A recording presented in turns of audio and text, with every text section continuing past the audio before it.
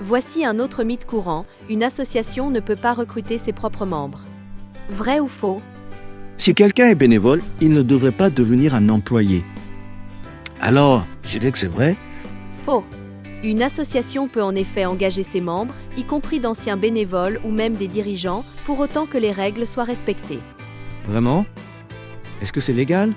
Oui, mais il ne doit pas y avoir de conflit d'intérêts. Le besoin doit être réel, la position justifiée et la décision doit être approuvée par le conseil d'administration ou l'assemblée générale. Donc c'est possible, mais il ne faut pas le faire au hasard? Exactement. La transparence est essentielle, surtout si l'association reçoit un financement public.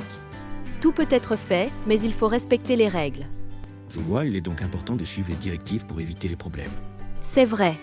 En 2022, plus de 30% des associations d'employeurs en France comptaient au moins un employé issu de leur réseau de bénévoles. C'est un chiffre significatif. Cela montre que le recrutement interne peut être bénéfique. Absolument. Il met en évidence le potentiel des volontaires et l'importance de suivre les bonnes procédures. Ok? Donc on peut embaucher un bénévole, mais il ne faut pas faire ça à l'arrache. Tu as tout compris, Benoît. Et voici les points essentiels à retenir.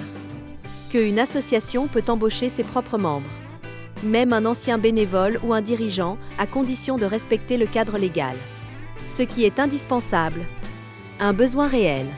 Un poste justifié. Un contrat de travail formel. Une rémunération cohérente. La décision doit être validée par le conseil d'administration ou l'assemblée générale, surtout si la personne embauchée siège dans la gouvernance. En 2022, plus de 30% des associations employeuses avaient au moins un salarié issu du bénévolat. Transparence renforcée si subvention publique. Il faut pouvoir justifier, tracer et démontrer que tout est fait dans l'intérêt de la mission. Donc c'est possible, mais c'est comme un équilibre à trouver entre engagement et professionnalisme. Exactement. C'est ça l'éthique associative, faire bien les choses, même quand c'est tentant de les faire vite. Merci d'avoir suivi cet épisode. Dans une association, on peut tout faire, tant que c'est fait dans les règles.